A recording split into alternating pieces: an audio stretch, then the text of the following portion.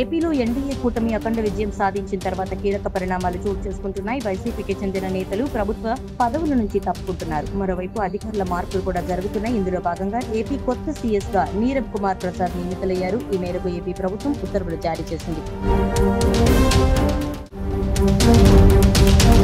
ఏపీలో ఎన్డీఏ కూటమి అఖండ విజయం సాధించిన తర్వాత కీలక పరిణామాలు చోటు చేసుకుంటున్నాయి. వైసీపీకి చెందిన నేతలు ప్రభుత్వ పదవుల నుంచి తప్పుకుంటున్నారు. మరోవైపు అధికారుల మార్పులు కూడా జరుగుతున్నాయి. ఇందులో భాగంగా ఏపీ కొత్త సీఎస్ గా నీరబ్ కుమార్ ప్రసాద్ నియమితులయ్యారు. ఈ మేరకు ఏపీ ప్రభుత్వం ఉత్తర్వులు జారీ చేసింది.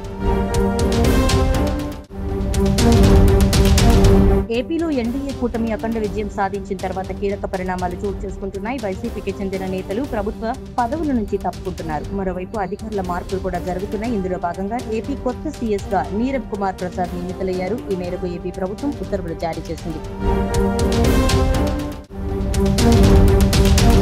ఏపీలో ఎన్డీఏ కూటమి అఖండ విజయం సాధించిన తర్వాత కీలక పరిణామాలు చోటు చేసుకుంటున్నాయి. వైసీపీకి చెందిన నేతలు ప్రభుత్వ పదవుల నుంచి తప్పుకుంటున్నారు. మరోవైపు అధికారుల మార్పులు కూడా జరుగుతున్నాయి. ఇందులో భాగంగా ఏపీ కొత్త సీఎస్ గా నీరబ్ కుమార్ ప్రసాద్ నియమితులయ్యారు. ఈ మేరకు ఏపీ ప్రభుత్వం ఉత్తర్వులు జారీ చేసింది.